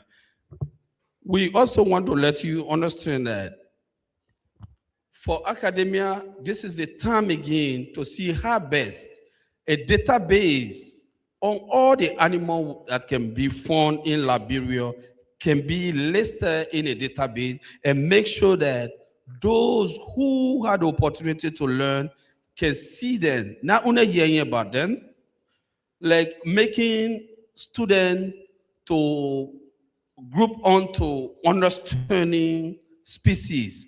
At FTI, we have created a system where when there's a taking of students, the first day you enter in class, we assign, we give you a name. You have your name, but we give you a name of a species about diversity so that you can learn more, because at the end, we'll ask you to tell us what the characteristics tied to this species. So those are the unique way of making students to develop more interest into biodiversity conservation. I earlier talked about national curriculum. Yeah, we need to recognize the role of HICA at the time. An initiative funded by USAID started to look at a national curriculum to be adopted by all learning institutions. It's true that all higher learning institutions are now teaching biodiversity or forestry. But those who are involved today, we need to get this emulated into our plans. Consider as a strategy that will allow all students to learn the same thing. And I will ask Dr. BK at this point to be able to reach out to those who can continue to support this initiative so that it can become reality. We have started, we can't stop here because with academia, we are educating, providing awareness, disseminating information. At the same time, we are providing training, not only for students, but also for community. We have a limitation of time. Therefore, I cannot take all the time, is to let you know that academia is standing for biodiversity conservation in Liberia. Thank you.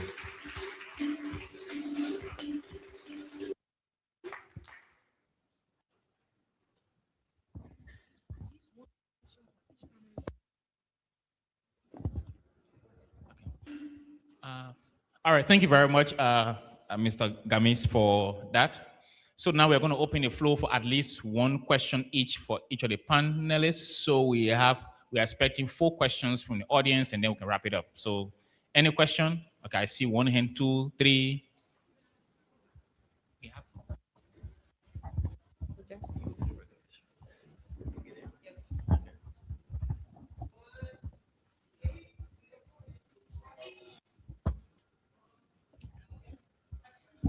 Okay, thank you very much. My name is Ifetu Akpomuje. I'm from the African University. I'm student of the Environmental Science Department also. So my question goes to Councillor Poto and Mr. Gami. So how can the government partner with universities and schools to provide students that are studying forestry and environmental science with hands-on internship program that will not just learn in schools, will also learn real life and also help to implement the law? Because if I'm assigned to the national park while doing my internship or studying, I'm also carrying awareness and implementing the law of people not to tamper with the park. So I don't know if the government is taking in that direction to partner with universities. Like, we should not just graduate with a degree and go out. We should also have a place of an internship. So that's my question. Thank you. Are we taking all the questions together? Thank you so much. My name is Chutomu Escori. I'm a student of AMEU, Department of Environmental Science. My question is unique for the council. Well, let me begin with the Latin phrase, nullum crimen sans leges, meaning there is no law without a crime. Another one says nullum peona sans leges, meaning there is no punishment without a law. My question is premised on what the council said, which is a big reality, that currently the law is not reconciling with our penal law. So I want to know, council, how can cross-sectoral collaboration, I mean with the EPA, Governance Commission, you can name the rest, help to advance your current quest for an amendment that will help to make your work more easier as a prosecutor? Thank you so much.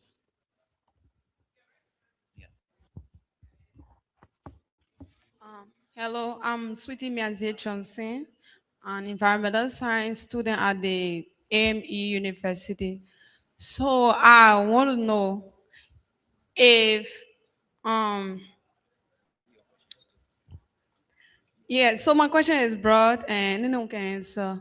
So the agencies of like people that are involved in environmental protection, are they really working? Is it something that you guys are just saying? Are you really working?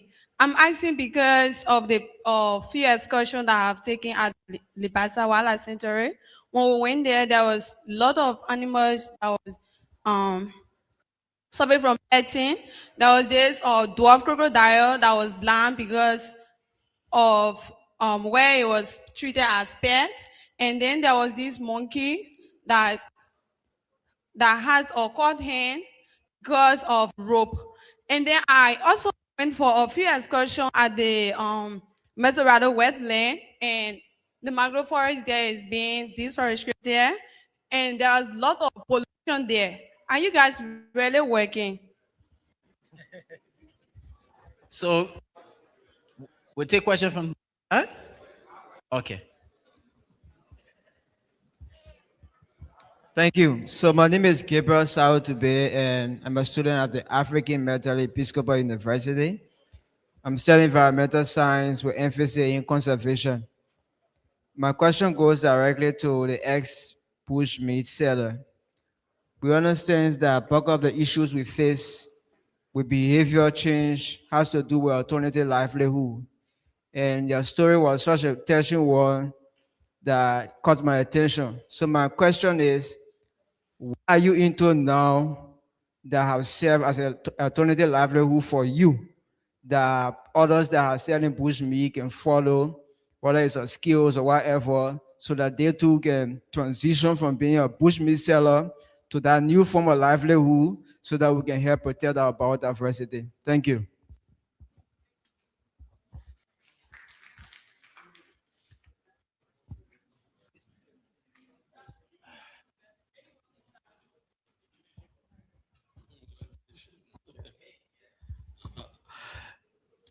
Okay. About the internship. Okay. When it comes to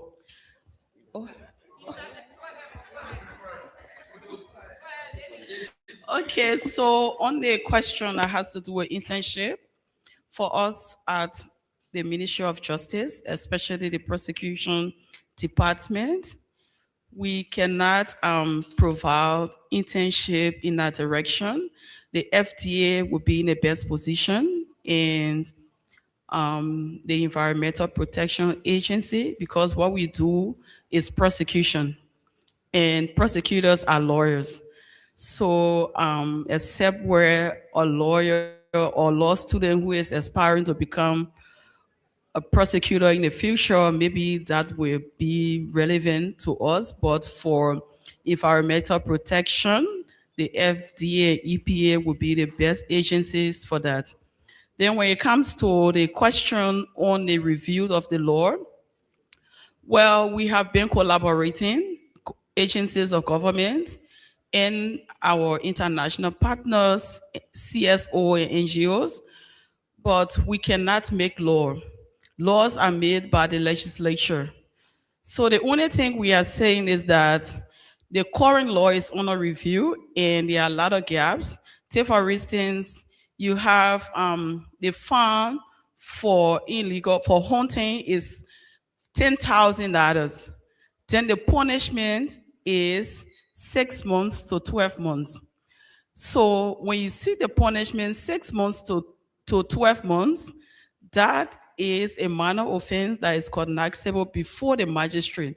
But the magistrate cannot hear a fine of $10,000. Then you also have illegal export. The fine for illegal export, the minimum is $5,000, the maximum is $10,000. And then the punishment is 6 months to 2 years. That also is hanging in between there. The magistrate cannot try a civil liability for $5,000 to $10,000, and the magistrate can also not hear a criminal offense that is 6 months to 2 years. And the circuit court can hear found for 5,000 to 10 years, but they cannot try an offense that is 6 months to 2 years. So that is what we are saying. It should align with the penal law. So in this case, FDA, MOJ, especially the law reform, have a greater role to play, and we are working in that area. And also when it gets to the lawmaker, they should play their part and ensure that the revised law will align with the penal law so that judges won't have issues in hearing those cases and there won't be confusion, because lawyers don't make laws, prosecutors don't make laws, and judges don't make laws. Only legislatures do.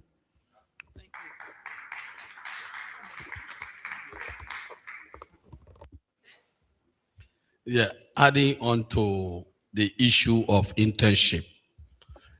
Two issues. The first one, I think this would be a message that you would take back to the school.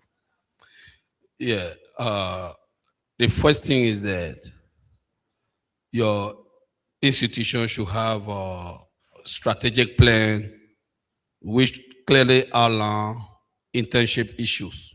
And within that, you need to have the issue of partnership. Ahead of time, the institution can establish partnership with institutions that could contribute to the internship of the institution. Therefore, upon graduation or before graduation, it just MOU that exists between you, and then the student will go to internship. So I'm saying it based on what we are doing at the Forestry Training Institute. Then, and with that, I have institutions here that always taking FTR students. We don't worry when students about graduating or there's an issue of internship. We have World Chimpanzee Foundation. We have the Society for Conservation of Nature. We have, who again we name? I mean, yes, please, your institution again. MBC Center also hosted some of our students. So in Fauna and Flora, it means that we already went into partnership with them. So easy for the student to go. The second one, it has to do with the institution plan for maybe hosting students. This is why with the opportunity FTR had to also receive funding from EU through UNDP. Today, we have one of the viable Kenrad breeding center. Many of the students prefer going to do their internship there because it's a lucrative green enterprise. From there, they don't need to seek for employment anywhere because they go and establish their businesses. Some of them are successful. So those are two means that FTI is employing. Thanks.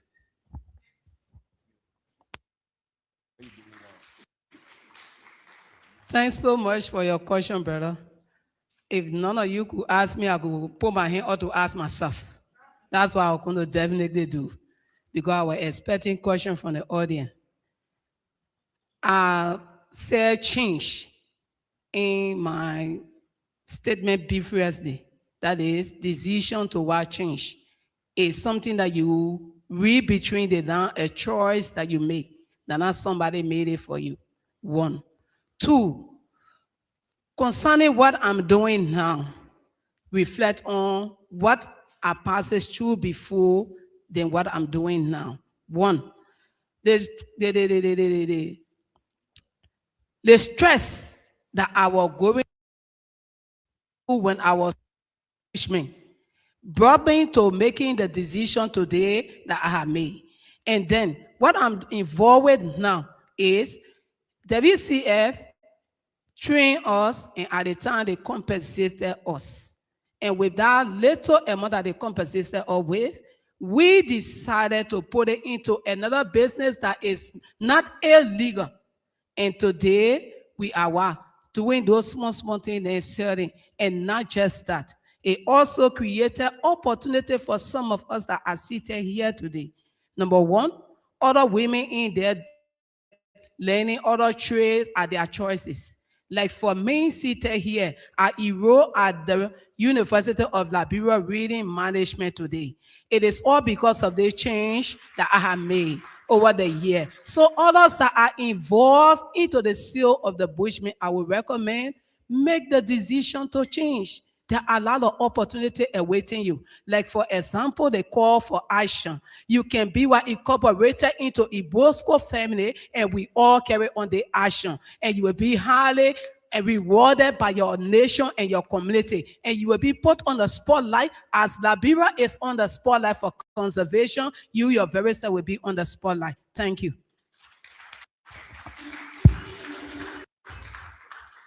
I will attempt to answer the question from the lady. You wanted to know if conservation is working in Liberia and if environmentalists are doing their best. The answer is short, and it is a resounding yes. They're doing their best. But is their best good enough? I think I will give a lukewarm no. Because not where we were 10, 15 years ago. We're better off now as far as conservation is concerned. But we are now where we want to be, okay, to save our forest. Because if you ask me now critically, I cannot stand anywhere to say Liberia still has 43% of the Upper Guinea forest. I stand to be corrected, but with the influx of Burkina in our country and other anthropogenic activities in our forest, I'm not sure we have 43% of the Upper Guinea forest. I've come across the blind crocodile myself. I saw the wounded chimpanzee. And I can tell you that if conservation was not working, if our partners and the FDO were not doing their best, the situation would have been much more critical than what it is now. But because of the strides, because the efforts they are making, I think we're doing our best. You spoke about, somebody spoke from AMEU. I got my first degree from AMEU, and I was at AMEU. There was no college for environmental science. That's work in progress. And there's also a college at Stella Maris for environmental science. That's work in progress. And do we have it also at UL? Yes. I'm currently working on my second master's in environmental science with emphasis on climate change and biodiversity. That's a good stride. Those are positive things we think our government and partners are doing. But there is a problem. And the problem there is weak enforcement. Our partners, the international partners, don't have enforcement power. My organization, or theater troupe, doesn't have enforcement power. We can only give awareness and play on the consciences of the people. But awareness can make it to some extent. But enforcement is the thing. And I'm sorry to say, in Liberia, some people are pretending to be enforcing the law. Some people are just pretending to be working. Some people are pretending to be pro-conservation, and they are doing other things in the midnight hour. It's got to be all hands on deck. The situation will improve if it is all hands on deck. We shouldn't pretend.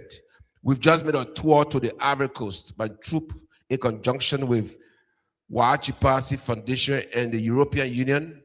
Those are conservation efforts to save the Thai global crown sapwood landscape. Is that a good development? Yes. Is it enough? No. Can anything be done? Yes. Much more needs to be done. So yes, conservation is working. Thank you very much. Yeah, there's another word that he has been playing where he does not want to put out. I'm from academia. At times we can say things. So there's also another issue that making us not to see the result, which has to do with wrong placement. You have some people placed in area where their role is not really functioning the way it should be. So to add it up. Thank you.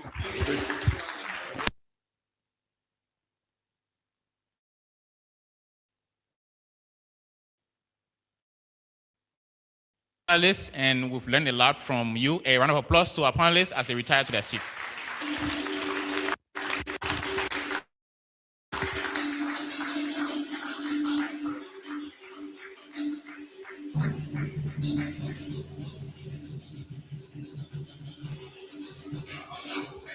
Thank you, thank you, thank you, thank you. Thank you so much.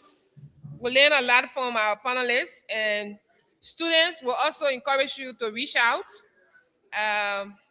You can also network while you're in this room if you need more information. Yes, so you got SCN here, you got WCF, you have Edit Theater here. It is good to network. Sometimes you come to this event not just to sit, you learn, but network for next action. So I'm encouraging you.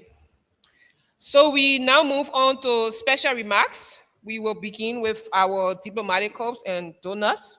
We will start with the Embassy of Sweden. If Sweden is not here, we go to the German Embassy. We have representation from the German Embassy who will come out to give remarks. We have Mr. Hamzat Kiazulu. He's the diplomatic team assistant from the German Embassy. Can you come up? You're not from the embassy? No? No,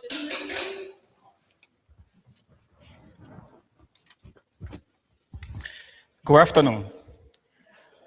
My name is Hamzat Kiazuru Senior, and I work for the German Embassy. I love to say thank you for the invitation extended to the German Ambassador, His Excellency Dr. Jacob Hasselhuber. He would have actually loved to be here, but he could not come because of the UN informal meeting that is held every Friday.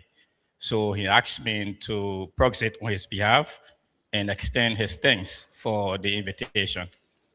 I was mandated to come, sit, listen, take note, and report, but I felt pressed to make a few remarks looking at the theme of the program today. And the theme reads, Acting Locally for Global Impact. I've heard a lot of speeches, I've heard a lot of talks from the previous speakers, and I feel that I should be a little bit different, should be a bit practical, or to be a bit local with my short speech. So I just want to share a story that may somehow fit in the theme for today. I remember some 16 years ago, that was in 2010, when I went home for the first time in Grand Cape Mount. And fortunately for me, as a student of high school, my uncles getting involved in the very huge or massive rubber planting. So in my town, there were acres of land have already been brushed, and everyone was prepared to go into rubber planting. And if I tell you the space of that land can take almost the entire Capital Bypass and some part of Central Monrovia.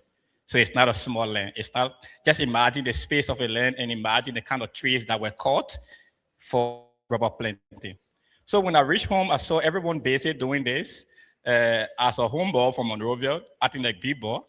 But there was actually money behind the work. People were paid $5,000 for birching, 50 feet square. And so I look at the money for long and look at what you can do for me when I come back home to Monrovia. I took the challenge of doing the birching too, though I did not know how to birch, but joined the guys and we birched. But one thing I did the next morning, when the rubber tree was being planted and all of the trees, that is the existing trees, were cut up to replace them with rubber trees, I took 4 sticks of the rubber and brought it to town. And strategically, I planted them at each corner of the town.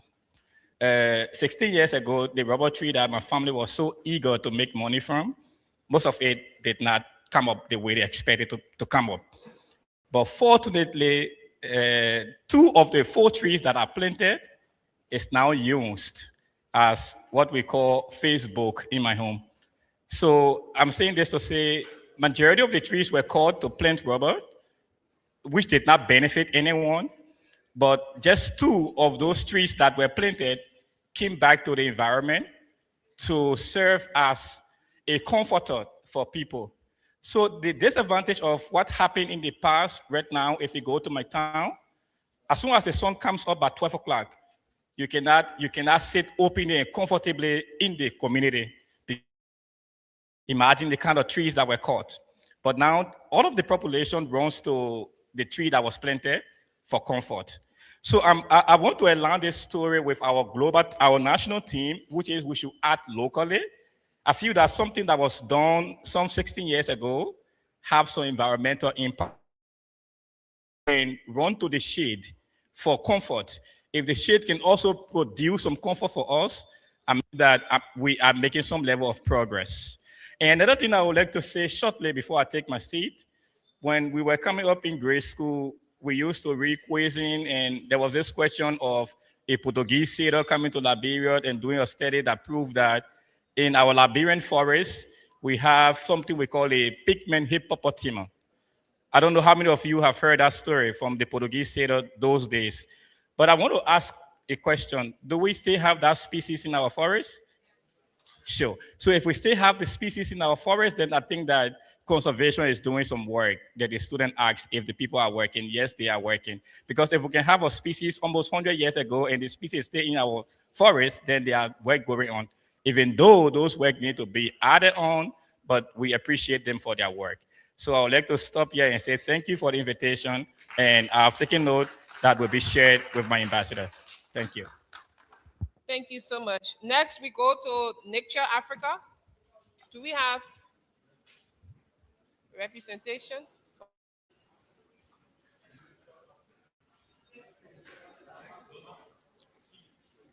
Oh, can we move ahead? Stefan? Oh. Thank you. Good morning to everyone. So first of all, let me bring the greetings from the European Union, all its member states that are working here in Liberia, namely France, Germany, Ireland, and Sweden. And also the greetings from millions of people from Europe that they're really, really keen on biodiversity. And they, believe me, they would be here all together to support you, financially, morally, physically. I'm the only one who was lucky to be here with you. What I would like to say is that, not doing the classical speech, because otherwise, we get bored. But tell you something very simple. You know what is really sad when we go to meetings like this, when we talk about biodiversity? Is that animals, they don't have voice. Falling trees, they don't have voice. We can destroy all biodiversity and no one knows it. They cannot say anything. So we should be their voice every day, and don't forget it. If animals had voice, they will tell us something very simple. And you know what would be? Try to think. What do you think they should say? Don't kill me? No, it's too simple. They will tell you something. Don't take shortcuts. Don't take the easy way. It's too easy, my dear.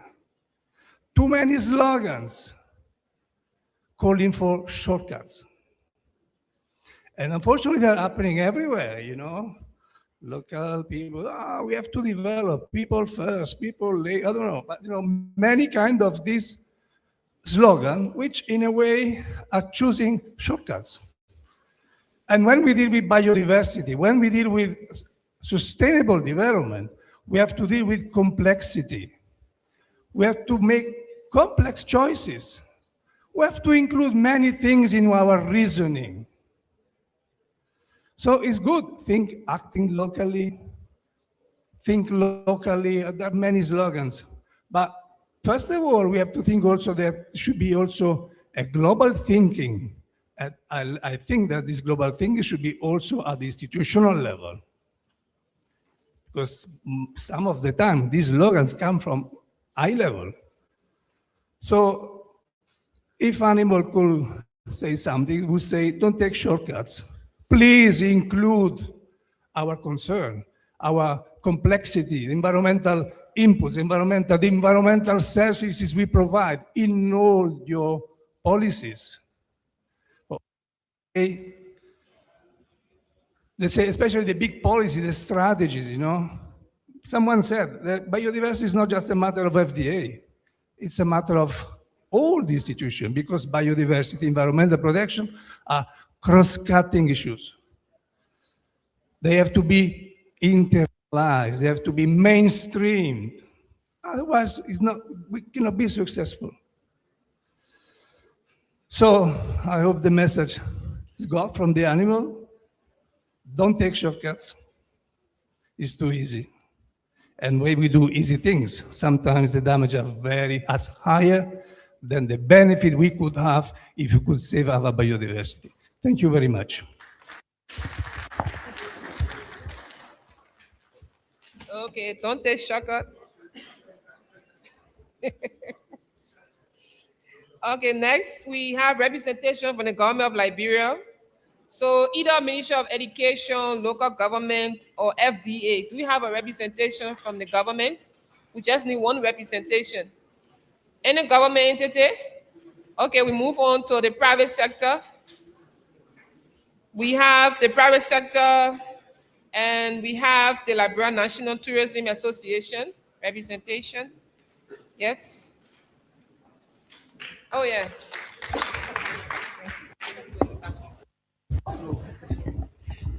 Thank you very much. Good afternoon, everyone.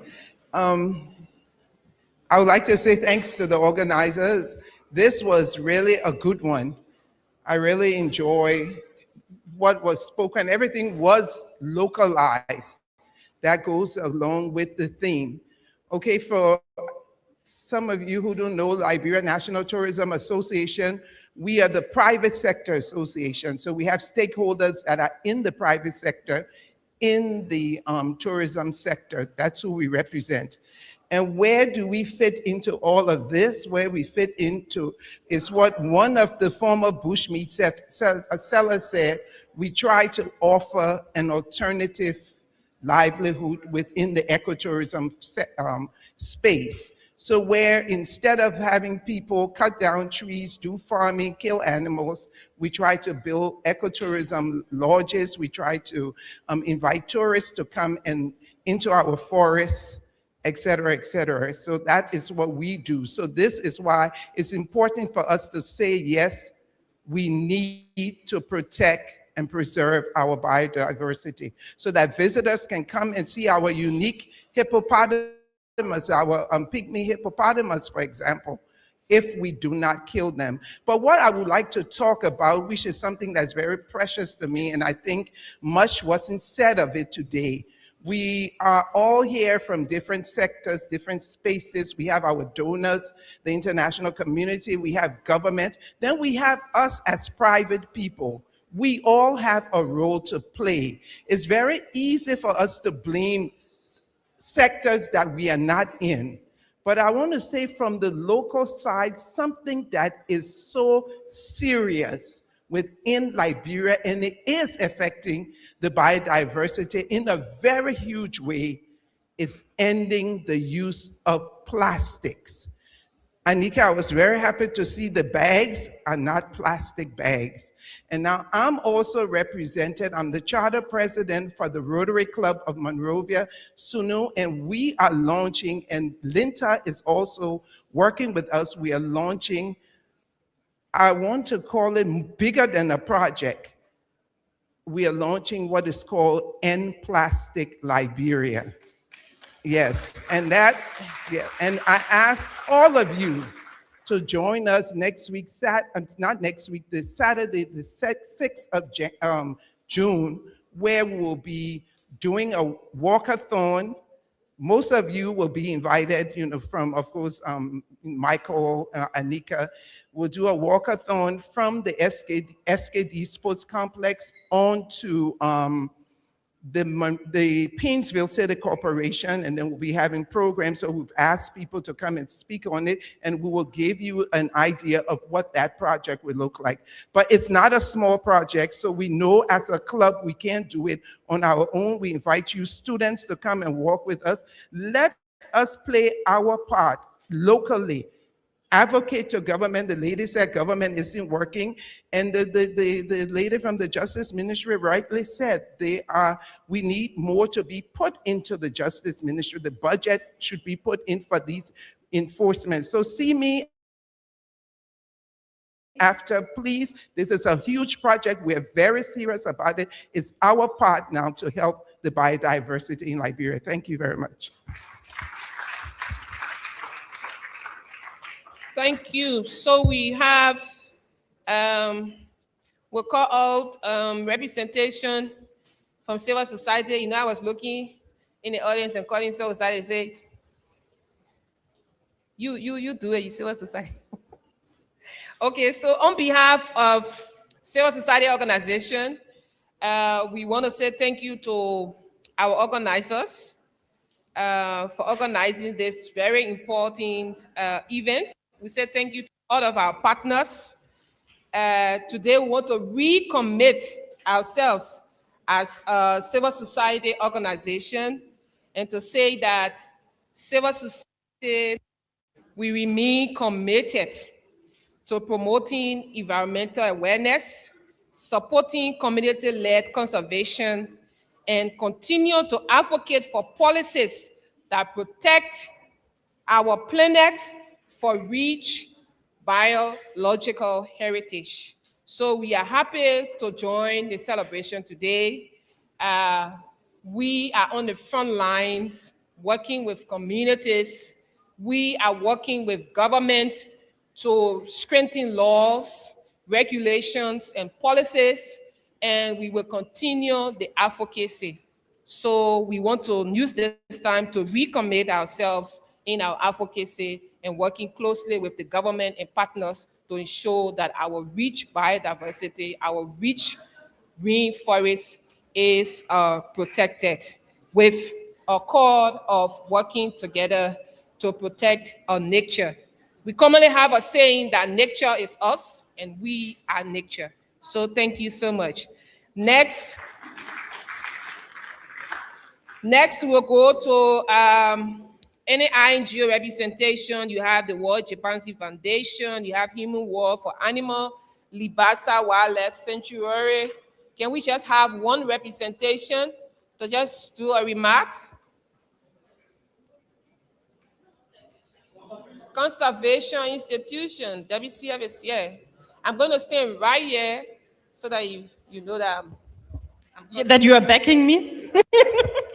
Okay, good afternoon to you all. It is a great pleasure to be here and to see all of you together with us in this hall. It has been indeed a very colorful program, and we want to thank the Environmental Protection Agency, the FDA, all the partners who have been involved in organizing this program, and also a big thank you to our MCs and the moderator for the panel discussion and the panelists. We also want to say thank you to the European Union because they are the major donor for this event, but also right now, I think it's fair to say that the European Union is the strongest partner for conservation in Liberia.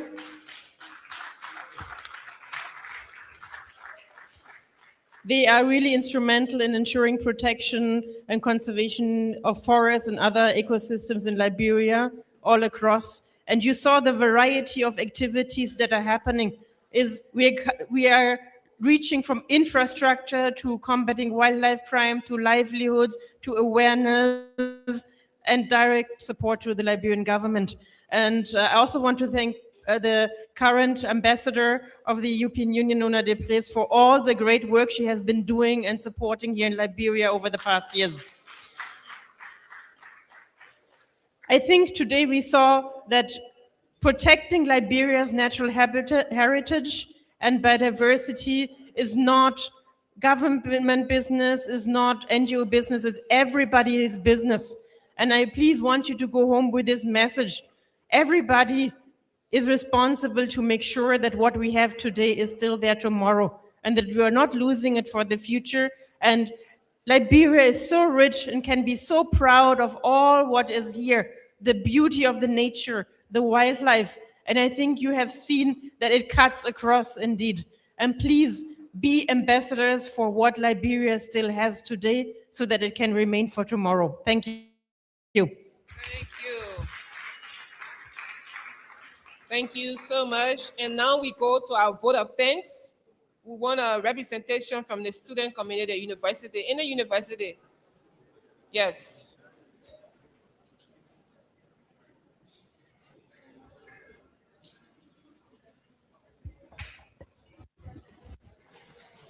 Good afternoon, everyone. I'm student Gemini S. Johnson from the Environmental Science Department. I'm studying environmental science with concentration in environmental chemistry and toxicology. So on behalf of the student communities, I want to take this time to say thank you to our partners. Thank you for educating us on biological diversity. So as a student, we need to act now.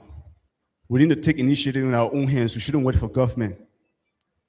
We need to act now as time is approaching. So as a students, let us go up with our mindset in our communities, educate people. Let us be an ambassador and preach the message out there. Thank you so much. Thank you. So we've now come to the end of our program. We'll ask the cultural team to give us some cultural performances as we do our refreshment. They say thank you to everyone. Thank you so much. Thank you.